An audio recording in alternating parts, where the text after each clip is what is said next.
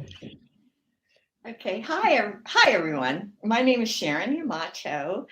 I'm a writer, filmmaker, coming to you from Los Angeles on Gabrielino Tongva land. And I'm really delighted to spend the next hour talking to one of my favorite people in the entire world. I know, don't laugh, Erin, it's true. But before we start, I'd like to take a minute to thank John Tonai and Kimiko Mar from Tadaima for giving me this opportunity to talk to my sister pal, Erin. I just want to begin by saying I first met Erin in 2018. She doesn't seem like that long ago. It feels like we've known each other forever. She was actually programming for the Minidoka pilgrimage and had invited me to show one of my films. So when I finally met her after 41 emails, I learned that she was a super talented graphic designer who also did the stunning Minidoka graphic designs. One of her other designs is one of my favorites, and that's last year's Tadaima logo. But then after, talking to her briefly about that, where she played it down a lot, that she was a fabulous graphic designer, I came back and I was on Facebook, and I saw that she was the one who was responsible for the art piece that transformed this kind of drab, ugly, I shouldn't say ugly, building in Seattle, which happens to be the home of Densho, into something that was super moving and really important. So that really, like I said, it really blew me away. And so I rather than introduce her with all of her many, many, many awards, installations, all the artist residencies and grants she's gotten, I'm just going to say that Erin, to me, is a creative genius, a totally outspoken activist. And here's a word that I love. She's an abolitionist. And I'm also proud to say that she's my little sis, but keep in mind, Erin has a lot of sisters. So Erin, can I just start with talking a little bit about how and why you made that switch from your great graphic design career to starting to do things on sides of buildings? Yeah, sure. I was on the East Coast for many years, for school, for undergrad, and trying out different careers like child advocacy, for instance. And then I kind of stumbled into graphic design, luckily, like after undergrad, and really enjoyed that, and was part of the New York hustle, and made a lot of friends and gained a lot of skills. And then when it was time to move back home to Seattle, at the urging of my partner, who was basically sick of New York City, I just really enjoyed, coming back into the fold of the community. And I had already done some graphic design work, about the experience, including the Minidoka work, as you say, and also various exhibits and things for the Wing Luke, touching on these community stories. And then this really sort of out of the blue other opportunity came from the City of Seattle Office of Arts and Culture, which was this public art boot camp.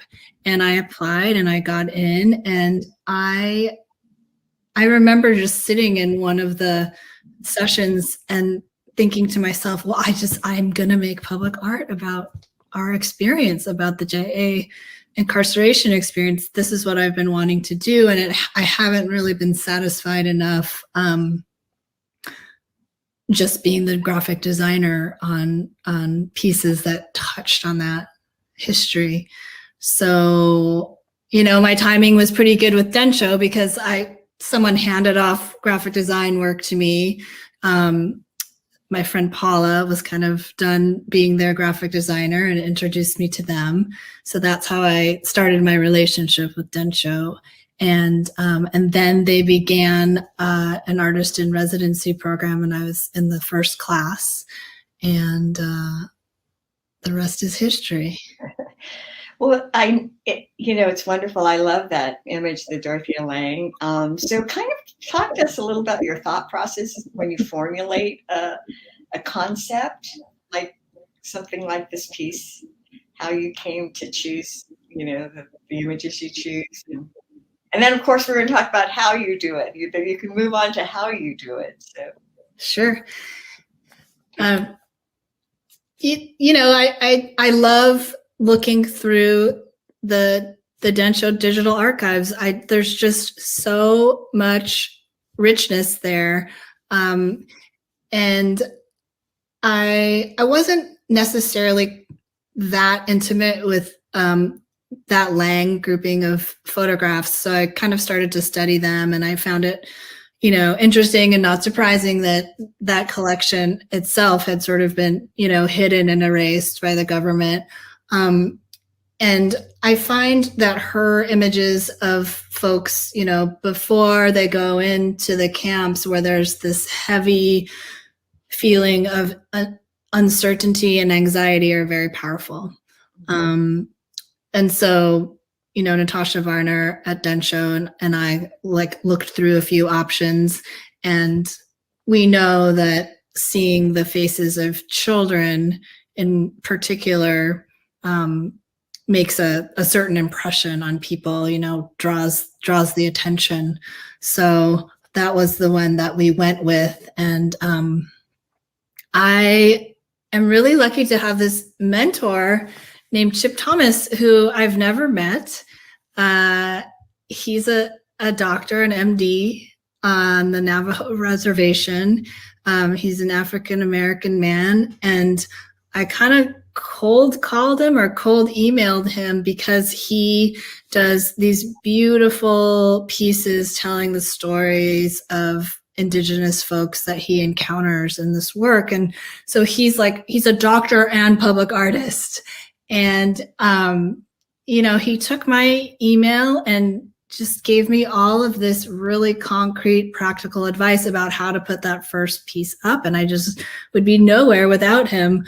And I'm really looking forward to hopefully helping him put something up in the Portland area later this fall. But he's prolific. I don't really know how he manages his time. That will be something I pick his brain about when I meet him in person. But he was just so generous of spirit in giving me tips, and he's been really encouraging. And I do find that that's sort of the code of the street artist, but Chip Thomas in particular has been my sensei, as I call him. Yeah, his work is beautiful. I know he does a lot of heads too. These faces, which are so powerful. But more interesting is the technique. Was the technique that he uses, was that, how did you come through it, the technique you used through him, or how did that, and talk a little bit of what that is? Yeah, sure. It's a technique called wheat paste, and you can literally make a paste out of wheat, though that's not how most of us do it anymore, because it's a little unwieldy. The bugs eat it, but it's like copy paper grade bond paper. These large, oversized outputs that are pieced together and then pasted onto the surface of whatever surface.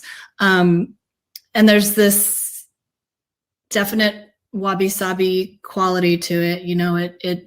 It falls away. It is affected by weather, especially in a place like Seattle, that has quite a bit of rain and moisture. And that is what he mostly installs in. I know he's doing different things now. I've noticed if you look at his Instagram, he has been doing things on fabric scrim and more kind of in exhibit spaces. So he's really moving around quite a lot. I would love to kind of cover a whole building face like he so often does. I'm getting there.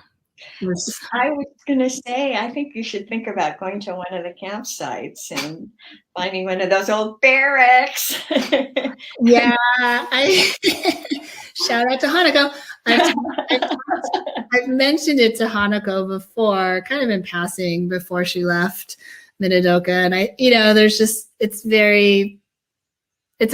a delicate structure, and there's lots of rules about applying onto those buildings, but I do think it would be so powerful. So maybe that's for a future conversation. Well, it is a temporary art process, right? So it's not exactly like it does sort of deteriorate with time, right?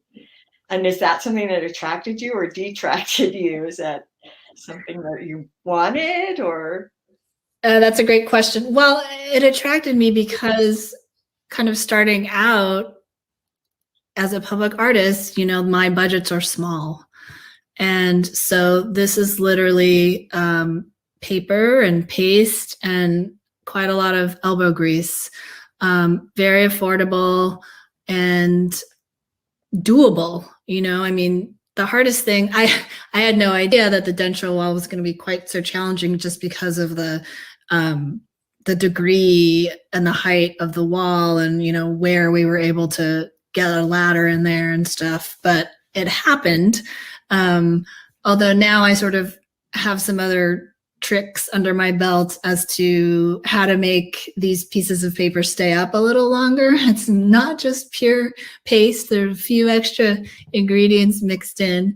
So I've had more success keeping some other things up longer. And I've been able to win some grants to run things on vinyl just for a more permanent installation, particularly in Japantown and Seattle. So, getting back to that technique of wheat paste, though, do you do all of that preparation work yourself? Do you have to like mix giant buckets of the stuff and actually apply it to, or do you get help?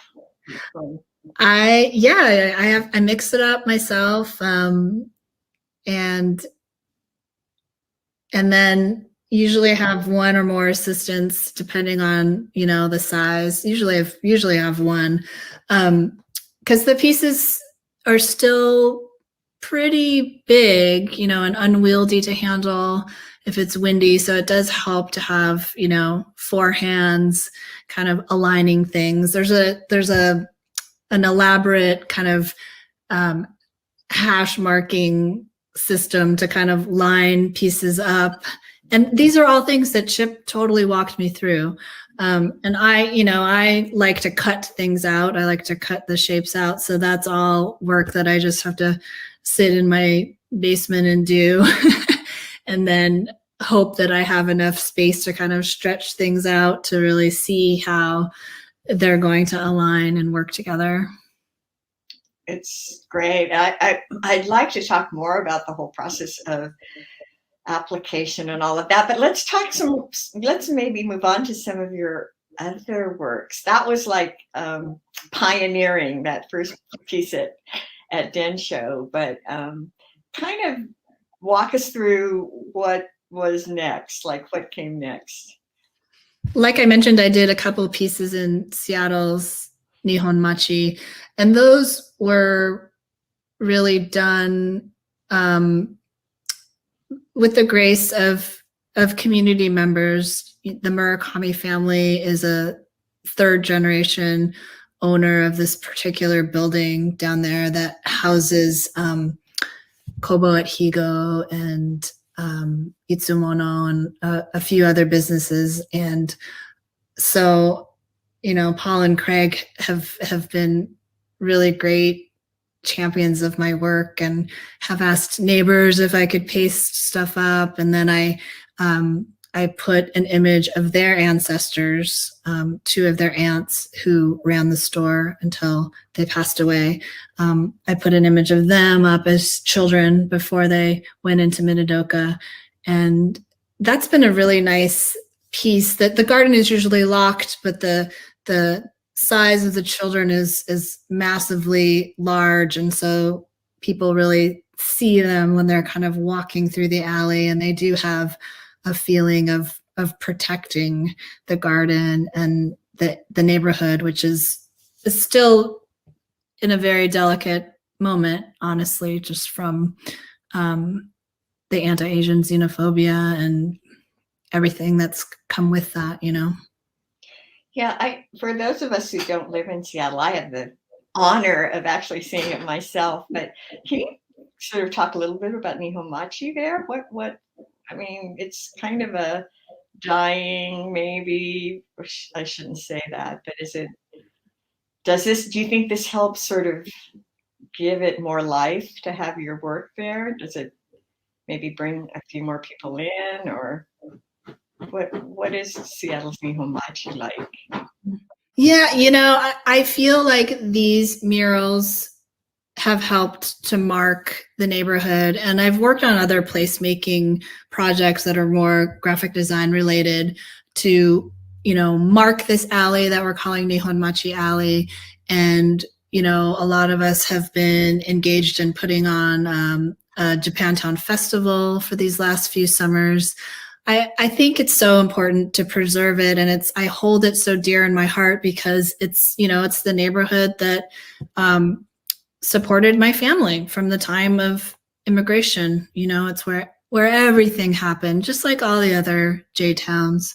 Ours happens to just be a couple square blocks. That's what left, and I think that my work is helping to enhance the neighborhood. And it's been great that the Wing Luke Museum has added these pieces onto their tours, especially for students and for out-of-towners, you know, who are not familiar with this history. Because as you know, I have a lot of historic information in everything that I put up. I insist upon it.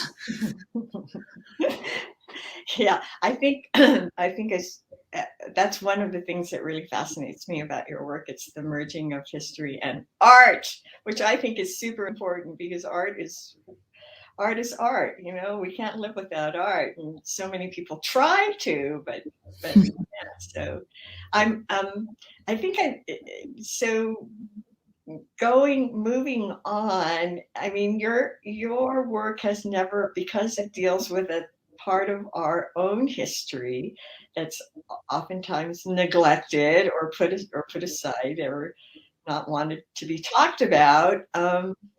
So it sometimes opens itself up to controversy, and I hope you can talk about the thing that's probably put your name on the map as far as controversial artists are concerned, and that would be the piece you did in Bellevue. So if you could talk a little bit about the whole origin of that and the evolution of it and the result of it and where it stands today. Got all that? Sure. Yeah, so the same Dorothea Lange image of those children was requested for a Day of Remembrance piece at Bellevue College. And it was a group of AAPI professors who invited me to put that up. And they specifically wanted, you know, that image and the message. They had seen me speak at a Densho dinner. And so I said, okay, I'm sure I'm going to add history to it, a historic panel, knowing in the back of my mind that I had tried to use the same history in a piece a few months earlier, also in Bellevue at the Bellwether Festival. And it was rather unceremoniously censored. so that was the kind of where I was going from. I was trying to really tell the story of Bellevue Japanese Americans who are sort of known for their farming prowess, really cleaning, like taking out all the stumps in what is now downtown Bellevue and making it into this completely fertile farmland that fed, the greater Seattle area. So I created some sculptures that honored my parents' trophy shop, their small business that they ran all through my childhood and where my sisters and I worked, while at the same time, talking about these histories, like I said, the strawberry farmers, and then instances such as the fact that my dad was born in camp, and delivered by a horse veterinarian. So back to the Bellevue college scenario, just a few months later, that time the censorship, it wasn't undercover, and it happened in broad daylight. An administrator, a pretty high level administrator of color, went up to the panel and whited out sentences about Miller Freeman, who's one of the founders of Bellevue, and he was just a flat out anti-Asian, anti-Japanese agitator. He wanted to stop immigration of Japanese folks, and he was a vocal proponent of the incarceration. And there was just an immediate uproar on campus. The students and staff of color really stepped up and spoke out, and were like not gonna, sit down about it. And our tight-knit Nikkei community in the Seattle area also stepped up, and we declined the board of trustees when they offered to kind of have a sort of public event to talk about what had happened, after the administrator and the president both lost their jobs. And we had our own healing ceremony where we honored all of the major camps, and there were survivors, including my dad there. And it was just a moment for us to come together. And for me, it was, it was like seeing the sea of support that folks wanted when the executive order came down. They so wanted to see their allies, really step up. And I remember reading about it at the time, and feeling so proud of you, and feeling like, oh, I know Erin, and look what she's doing. But the personal cost of being in the middle of that much attention, can you talk a little bit about how you really felt? I mean, was it a moment of sadness? Was it triumph? What kinds of feelings were going through your mind when you were being singled out and literally written about and talked about by people both supportive and, I'm sure, non-supportive? I can only imagine what some of the negative feedback you were getting. I don't know if you want to talk about that, but how were you taking all this? Yeah, it was difficult. I think that was the moment where I understood for the first time the intergenerational trauma within myself, from this whole experience. Because an erased history was being erased. Again, they were saying that I couldn't tell our history. And it happened twice, I think the first time, in a way, was more difficult because there was so much secrecy, and they never apologized, and it just didn't sit right for me. And I just was kind of hounding and trying to get what I wanted out of these Bellevue officials. And then the second time, I think, like I mentioned, I think it did provide some closure and healing, because the community was there with me, walking with me. And we could also see that a lot of other folks saw us, and saw how this history connects to the other histories of Black, Indigenous people of color in this country. Like I feel like there's a little bit of a missing understanding with a lot of people regarding that. Yeah, what I really want to talk about your connection to other, I guess, oppressed people, because there's such a strong one. But just to finish off the Bellevue story, so those two people responsible, who we're really not sure who was responsible for wiping out that sentence about Morris Freeman, do you to this day know who did it and how it happened? Or from what I understand, it really was this vice president for development who did it by her own hand.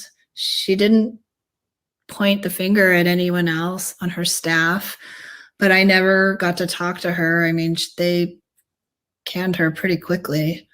And I think we emailed, and I just said, I just want to know why you did it. And of course, didn't get an answer. And I've asked the same question of the Bellevue city officials regarding the Bellwether Festival, and that has not been forthcoming either. Are they following up in any way? Is there any kind of follow-up? Like, I know you're having another festival coming up. Is that?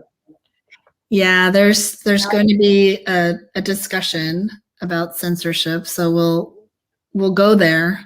But we had some conversations with JCL Seattle. They very kindly brokered these conversations between me and two other artists that were censored in that cycle of a festival. All of us, because we were speaking about, anti-Asian xenophobia, basically. Another person about the Miller Freeman and his agitation, and another just talking about anti-Asian actions in the city of Bellevue. So we'll see if there's any truth and reconciliation at our panel discussion. Well, I think I guess if you can say anything good coming from it, is that it probably has made you even more combative, or the wrong word, more like trying to get the word out. And I love the fact that, again, you managed to use our experience to connect with other people who have been put in very similar, if not worse, situations. And it's really an interesting thing, because I think Japanese Americans tend to be very insular, and we've all been, well, for good reason. I think we're all self-protective, but now the urge is to try to help other people who have suffered far more than we have. And I don't know, how did that start for you? Where did that come from? I'm sure you've always felt it, but when did you feel like your art needed to reach more, just reach out toward other, minority groups, I guess is not a real word, but others who've been oppressed? Yeah, I think once I became comfortable telling our story, and gained, a degree of trust being back in the community, it just became so clear to me through the work of Tsudu and our other, folks doing this work, Densho too, that there's total connections between the other things that are happening, right? And that have always happened, this obsession with incarcerating brown and black bodies, and the same brown and black bodies that have built this country, like that do the labor to make this country go. And I just didn't see any reason why our story should be apart from those, and the reason why it's apart is because, right, of the supremacist machine, trying to pit us against each other. So I've just been really focused on trying to draw those connections.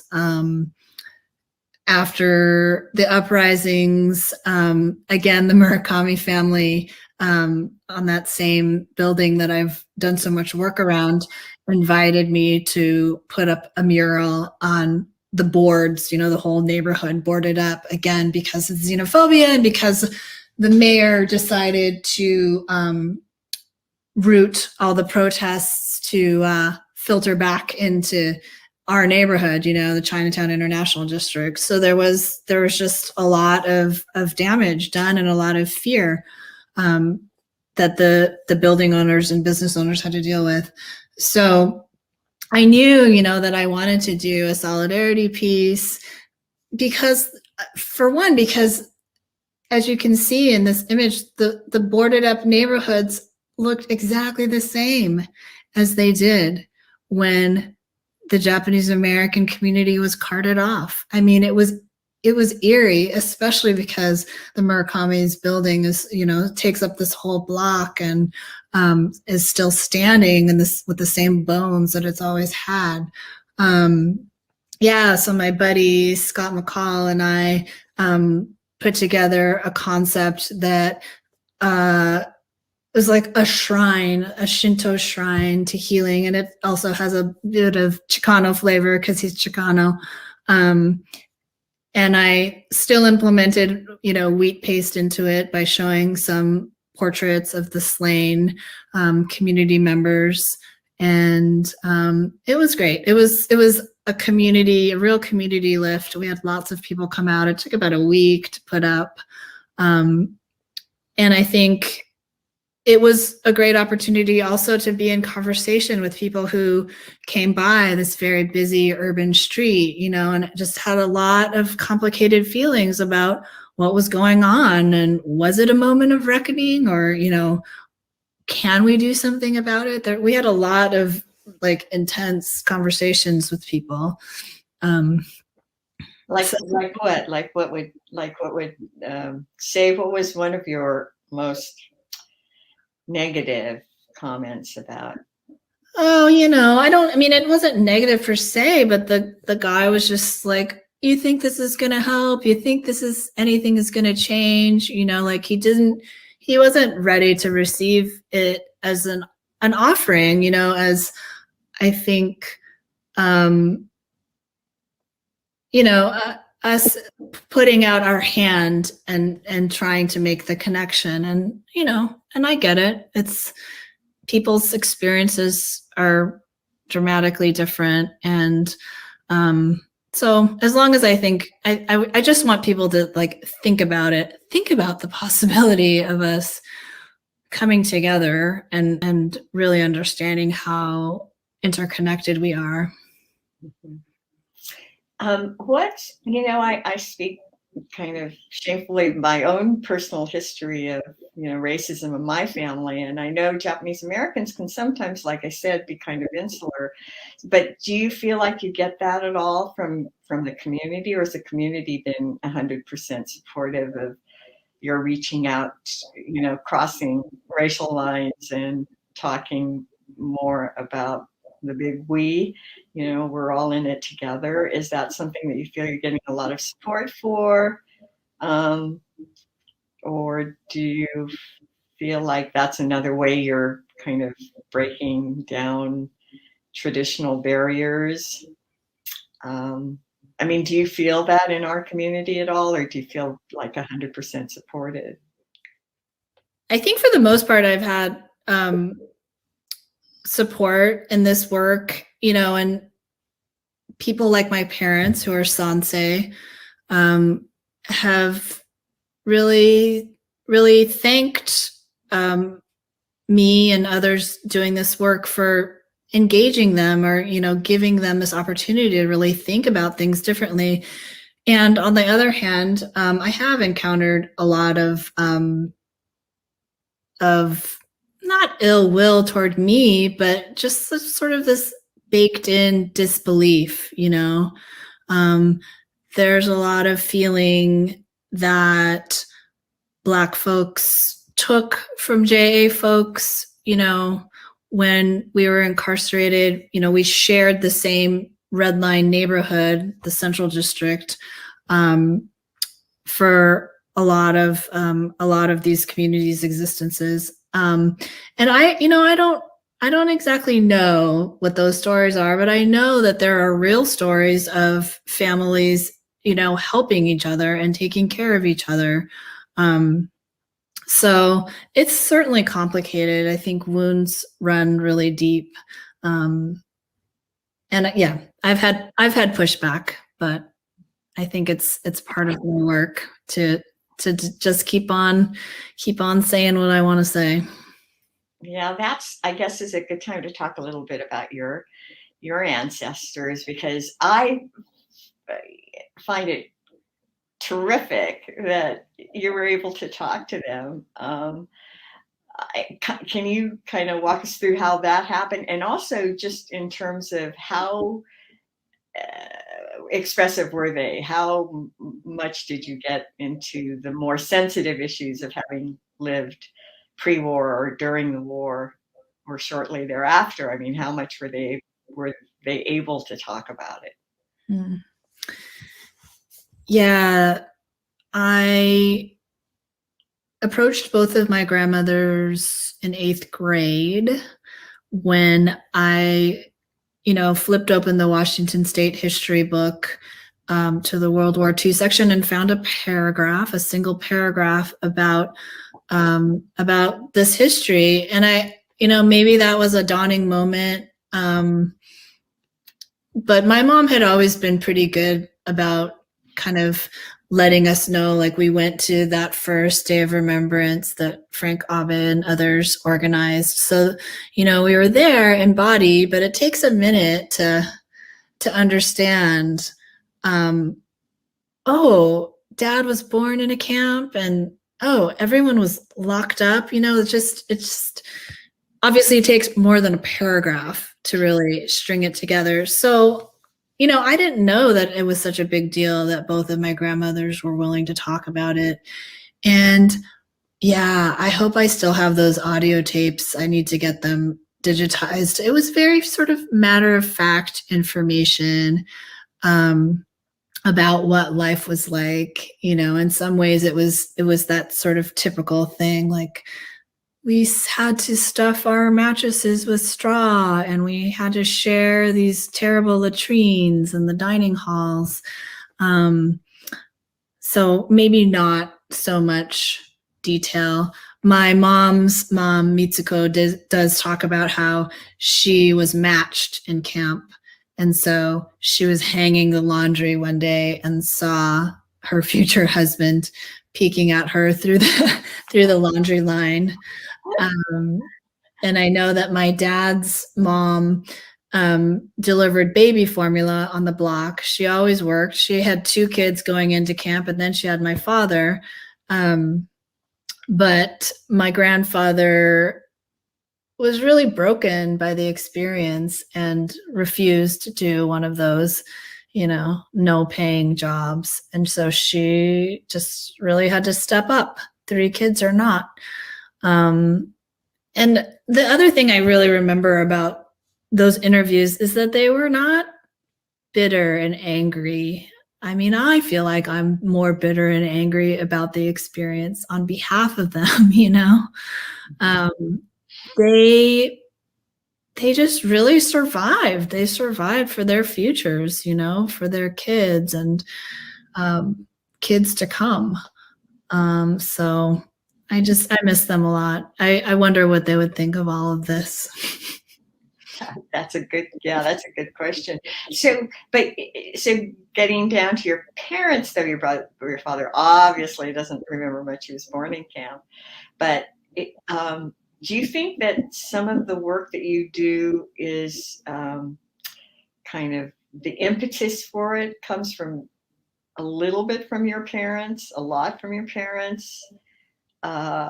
What's the connection between you and them as far as your work goes, and how excited are they about you doing this now, as opposed to exploring a lucrative career in New York City? First of all, it was not that lucrative.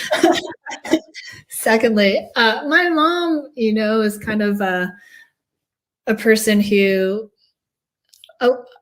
could have been an artist. She, and then so was her dad, and so was my dad's dad, who I mentioned. He went to architecture school at the UW in the 1920s. So I do think there was, some art in the family blood. And that was definitely something that my mom encouraged in me as a hobby from forever. And my mom was so pleased when I figured out that graphic design was a thing and a job. And I think coming back home and being able to go on pilgrimage with them has been a powerful experience for all of us. And I know that they've been really pleased that I've been doing that work. And so I think that this public artwork is kind of an extension, everything is related and informs my work. I mean, you know how it is that you talk to so many people and hear so many stories, of course, because there's like 120,000 of them, and we're only scratching the surface. It's incredible. The connections are incredible, and I keep encountering that. Like the more I do, I receive emails from people and hear just nice things about my family and remembrances, and then also people's personal stories. So it's very gratifying. I'm sure. And then moving on, because I think I'm familiar with your latest work, which kind of reaches back to our cultural roots more so than some of your camp-related stuff. It's an interesting combination of things. I'm wondering where that came from. How did that start? Where did you figure out that maybe Japan had some influence on us? Is the culture of Japan maybe has had some influence on your work? Oh yeah, sure. I think I've been playing with that idea or leaning into cultural reclamation for a while, and I see that my other fellow yonsei artist siblings are also doing this investigation with trying to learn Japanese and also trying to understand different techniques. And it's been wonderful. I mean, there's just no shortage of incredible cultural aspects to our heritage. There's just a special word for every single little thing. Yeah, I had a great opportunity thanks to you. You shared with me that the JACCC in LA was looking for artists who wanted to work with the theme of kintsugi, which is the art of golden pottery repair, kind of using golden lacquer to fit together and save a piece of pottery. And that was just a great experience for me, not only because I had to make a film, which was a first time for me, but because I got to really explore the ideas of repair in our community, that I'd been thinking a lot about healing from this trauma, and then also how to bridge that with the Black community and how we can compare the redress that we won to the fight for Black reparations, and what stake we have in that and what stake we should have in it. So that's just a little preview of that piece, which is hopefully coming out soon. And I can't wait to see. There were, I think, 5 artists total, and we each produced a film. So stay tuned for that. I do want to mention too, because there's a piece right behind you. It also seems very heavily Japanese rooted influence, because obviously that's the name of the project as well. But it's nice that you were able to combine all of those things, and I'm sure that was all going through your head when you came up with it. But it's a wonderful amalgamation of everything that you've been working on up to now, which leads us into the next thing that really caught my eye when I saw it, and that is this wonderful community, another public art piece that you did with, it looks like a lot of help, but can you describe what that project was and what the process was? Sure. That was a commission that I won from the U District Partnership, which is the neighborhood that the University of Washington resides in. And my friend Jacqueline Wu saw, people are so nice. They see these listings and send them to me. I'm so grateful for that. So she was actually the one who suggested, oh, you should tell the story of the Nikkei students, who had to leave campus during World War II. And I said, yeah, that's a great idea. So that's what I applied with. And, there had been a ceremony for those students, I think in the 80s. I wasn't here for it, but I thought it would just be a great thing for these current day students to see, again, especially in this moment of anti-Asian xenophobia. So it was originally supposed to be about 1/3 of the size, and there were some mix up or shenanigans about the wall I was assigned. So I ended up on a giant wall that required a lift, and I had a couple of people with me, my friend Finesse and my new Nikkei friend Tom, all 4 days. And then we had just a bunch of community help. There was a kind of a structured community paint day, but then I had family friends show up a few times and help me bang out this 100-foot by 30-foot wall. And I hope it does the story justice. I think, just, like I said before, anytime I think I can create a place for people to just get a glimpse of these histories, these hidden histories, that's when I know I'm doing my work. Well, I think what's so eye-catching to me is the use of color. You brought that in kind of starkly. Was that intended to draw attention, or how? Is that something you're going more toward, the use of color, or? Yeah, well, trying to kind of expand out from just the wheat paste work. I've been, working on my painting skills. I don't really have any training, but yeah, I knew that particular piece had to have an element of hope, and attractiveness that highlights those young lives that were interrupted. And I think all of my work, I try to, strike that balance between telling this difficult history and then celebrating the resilience of our community. Most of us luckily survived. Not completely without damage, but it's a very impressive, triumphant story, in my opinion.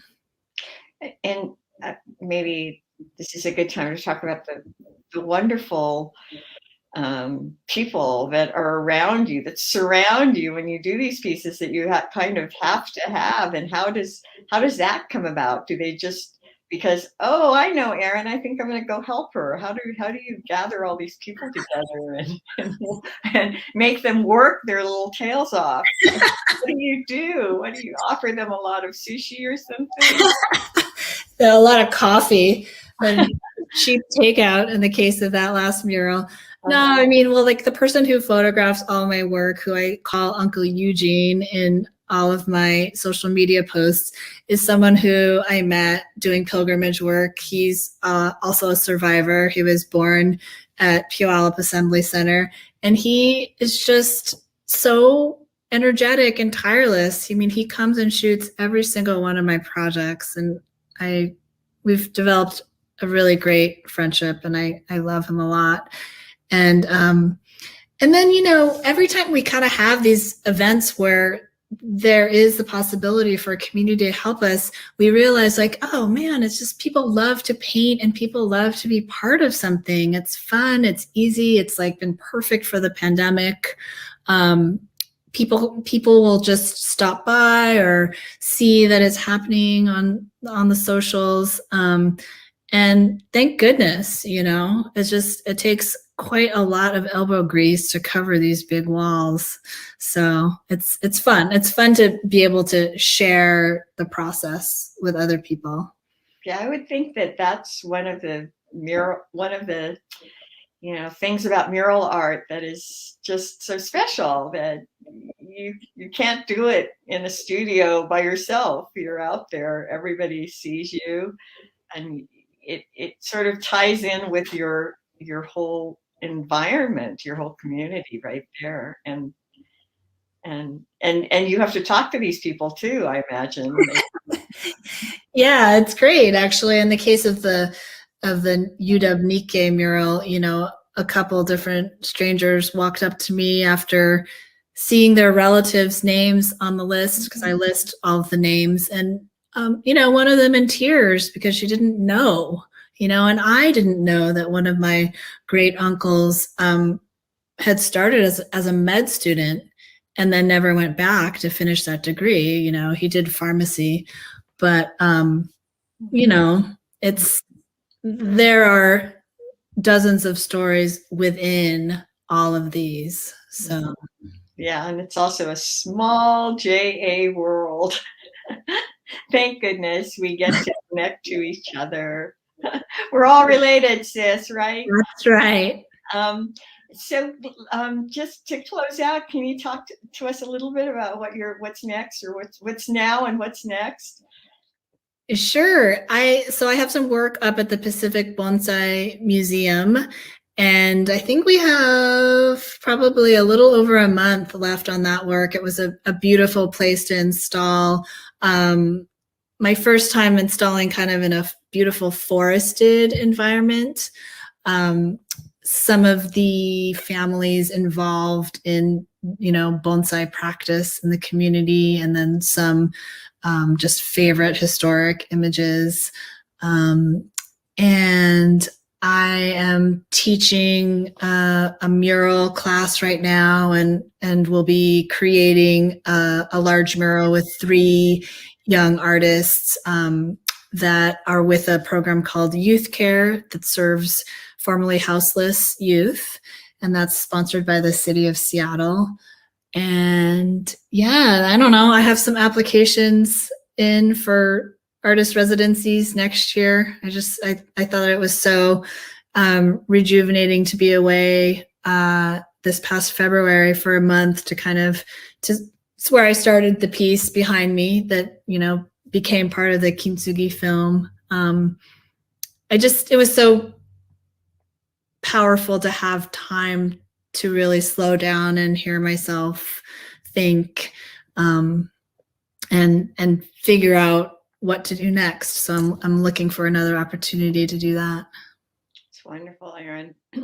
I do know that you generally don't sit down for very long. You're always running around, so I know that you're always busy, but we're the benefactors of all of that, and wanted to thank you very much. This has been the most fun for me. I don't know about everyone out there, but this is the opportunity that you get to ask questions. It's really a a delightful thing. So I hope you have some. So we're opening up for anybody who'd like to ask or comment. Your comments and questions are most welcome. Thanks, Erin. Thank you, Sharon, and thanks, Kimiko and Caroline and everybody.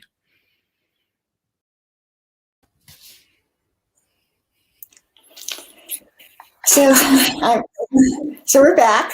In case you didn't notice, we've been commenting on the comment list because we've been able to sit back and watch that as well. But this is the live portion of the program, and you guys can all help by asking questions. I am going to go over some of the ones that were already asked and not answered, starting with the fabulous Biff, who we are now going to call the answer to your question, Biff, which is what was your first aha moment when going back to a camp, any camp? Yeah, I just really was struck by the power of the place, being on that sacred land that I know, that all of my relatives walked on. And I was nervous about it. I remember the first time I went onto the Minidoka site. So I don't know, Biff, if that's an aha, but I remember feeling the importance of it, in my flesh and my bones. And being really grateful that I was there with my parents that first time, that we were experiencing it together and that we were experiencing it with a loving community as well. I think that was really powerful. I'm going to add, because my aha moment was definitely a life-changing event when I first went to Heart Mountain. I would really encourage everyone who hasn't been to an actual campsite. I think it's so important. There's nothing like seeing the desolation, the dust, the dirt, everything that comes up, the feelings that come up when you realize that this was where your parents spent a good 3-4 years of their lives. So I just want to stick that in as my perspective. But I think we've all had that. I think any of us, and you're so involved with Minidoka still.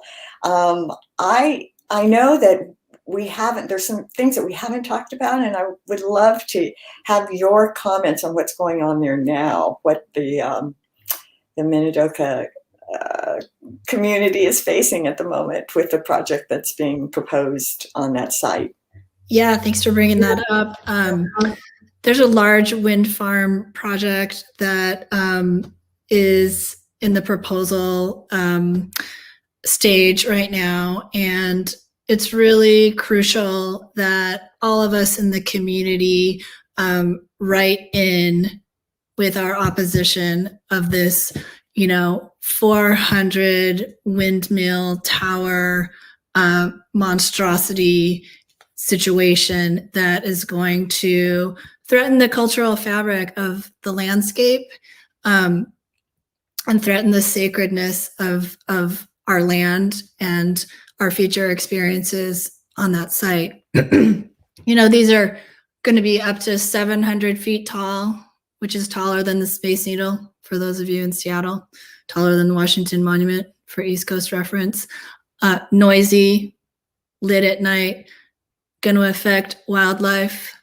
But what we in the JA community can speak to, I think, most powerfully is just our experience of our ancestors being, unconstitutionally incarcerated. And it doesn't matter if your family was not incarcerated at Minidoka. I think it's all hands on deck, as Biff has said correctly. And the comments are due on October 20th, I think. And you can find information about how to submit a comment on the Minidoka Pilgrimage site, on the Friends of Minidoka site, and a number of places. You can email me personally. And also Tadaima produced a really great couple of sessions on giving a backdrop to this story and the best ways to submit comment. Thanks, Erin. That's a nice capsule summary of what's going on these campsites. I know there's all kinds of things because the sites that these camps are on are so fluid, and there's another controversy going on now at the Topaz site where a memorial for the Wakasa family, for the gentleman who was killed at that site, a memorial was dug up very unceremoniously. And I think that those are kinds of things that we all have to be concerned about, because we're really trying to preserve this history. And I think we can all do our part by, voicing some any kind of, writing a letter or staying tuned to what's going on at these various campsites. Really important. So thanks for your involvement in the whole wind tunnel issue. So to change subjects, because I love this question from Ken Mochizuki about, and I'm going to let you answer this first. How many times have you been asked when you are going to get a real job? We want to hear your reply each time. Oh, Ken, how many times have you been asked? I haven't been asked that because I came out. I mean, I'm kind of just wrapping up being a commercial artist, which is like, this way that people like to divide the arts. So like kind of being a public artist is very new for me. So I have never been asked that question, Ken Mochizuki. That's my. What about you, Sharon? Well, Ken, I have to agree. And mainly it's because I probably never have had a real job. So my family may have been pleased. Well, I guess pleased may be too strong. May have not noticed a difference when I started working on camp stories, which is what happened. Actually, the first time I saw Art Mountain, I said, I've got to write about this. I think we are all struggling to, make a living, but also to, define who we are. And I think that's the thing that really hit me. And I've always struggled financially. So it's nothing new really to me. I'm trying to think if I've had a response. One of the bad things about my situation is that my family really, because I'm the youngest of 9 children and they were all in camp, and they are very reluctant to talk about it. And I honestly think they think I'm a little weird for even bringing it up. So they're not as committed to the work that I'm doing as I am by any stretch. But I guess I feel it's important enough that we really need to keep talking about it. I think history is so important. And even though history is a dying kind of, now what do you call it? A dying kind of socio-political thing. I think more of us are interested in the present and the future, that we lose sight of our history. And I think that's really important. I think that's why Erin's art is so important, because it captures our history in such a present day way. So let's see, I'm just going to go on because I want to ask, Biff is really kind of asking some pretty complex questions that I know Erin mentioned in the comment section that it was probably too hard to answer. But he said something about the fact that he's really curious about things that resonate with artists. Do you have a comment on that can be done in a very short time, since we've already gone over our time and we're probably going to be closing up soon? I find inspiration in everything about this experience, honestly. So I'm lucky. I think that's my North Star, telling these stories. And again, as I mentioned in the talk, there's no shortage of them. There's also no shortage of kind of the need to unearth things that haven't been spoken or that, have been hidden and erased. So that would be my short answer. What about you, Sharon? well, again, I just think it's so important that we've, that we're dealing with what we're dealing with, and that we're bringing this up. In fact, John asks another question that probably maybe we can end with, and that is, I don't know if you can cite a specific individual who, I think we should say responded, well, positively or negatively, but maybe we should end on a positive note. Do you remember any specific instances of someone who's responded very positively to your murals, and kind of what makes you feel good, Erin? What makes you want to continue doing what you do? I just have had a lot of people thank me for telling the story, period. And I think even just using that very simple image of the two children going into Turlock, the Lang photo that appeared at Densho and Bellevue College, I think it's an emotional piece, and people are grateful that it's out there in the public space. That's sort of a quick answer. Do you want to even address the issue of the negative feedback you've gotten? I haven't gotten that much negative. I mean, aside from being censored, there's nothing more negative than like being silenced. Other negative feedback? No, generally I don't. I mean, sometimes murals get vandalized, but I don't think any of it has been pointedly racist in any way. I think it's mostly just like kids messing around, and I'm grateful for that. That it's not a little more draconian. And this might be a good time to mention the session you had with the city of Bellevue a few days ago, and maybe you can talk a little bit about what that was and what the reaction to it was, and how you are continuing to deal with the whole issue of censorship. Yeah. Shoot, I should have put a link in the chat. I don't have one right on me right now, but we talked about those two incidences in Bellevue, and one thing we did was one of the other artists who had been censored at the Bellwether Festival, he and I created a wished for apology that we had wanted to receive from the Bellwether people, and he went up and performed it as a city official. I kind of just nudged him onto the stage before we talked, and he sort of fooled people. That was the first thing.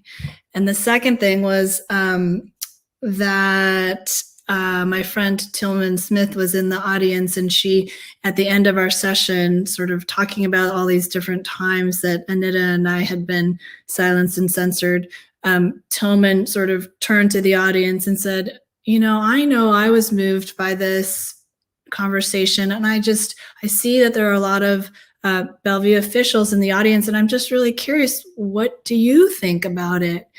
And the mayor of Bellevue came up to the podium and was quite emotional, and she said, I thought that was one of my people giving that apology, and I want to sign it. I mean, I want to take ownership of that apology. So that was like one of the biggest takeaways. It was kind of manifested the apology that we had been waiting for years to receive. So yeah, you can find recording of that talk on the Bellwether site if you are so interested. I watched it and I really thoroughly enjoyed it. So I hope those of you who are listening today can tune in, because it's really fascinating. It's such a controversial and inflammatory situation that you were put in. So, good. Thank you for posting that. It must have been Kimiko, but yeah, I really encourage everybody to watch it. It's really exciting. It's dramatic. And it also makes you feel very proud of Erin for participating so openly with it, because I think one of the things that I find artists have, when you're embroiled in controversy and you have to like stick your necks out, it's what kinds of things you feel free to speak about without, especially because as Japanese Americans, we really don't like to offend people. At least I try not to too much, although sometimes I can't help myself. And I wonder, Erin, how you deal with that. Well, I'm so late to this chapter in my career. I really literally just started doing public art in 2018. And I know that I'm not a great artist. The main point, the first thing about my work is to tell the story and to talk about the way that our story is interconnected with other stories of brown and black people. And that's what I'm rooted in. I don't, I don't have ego. I don't think I'm going to become a world famous artist shown in the MoMA. It's just not, it's not what I'm going for. So I think it's being really grounded in that knowledge, like what my priorities are, has allowed me to just to be a thorn in the side of Bellevue in particular, and just to keep saying, to keep truth telling the way that I want to. I just don't have anything to lose. So. I love that. I know, because art can be politics and politics can be art. And I think that we all try very hard to avoid the politics, but sometimes it's inevitable. But I think I feel the fact that if you stay true to yourself, you can do just that. And that's avoid the politics. And I appreciate that about you, Erin, so much.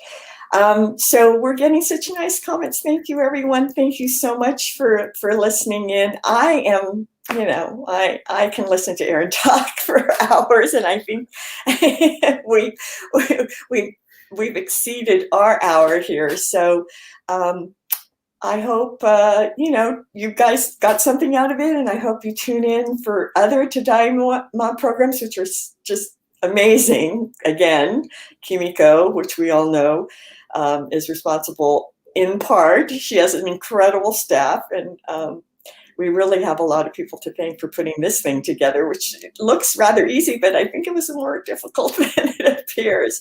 So I don't know, Erin, if you have any closing remarks, but no. Thanks. Thank you, everybody, for being here, and thanks, Kimiko and Caroline and the whole Tadaima crew.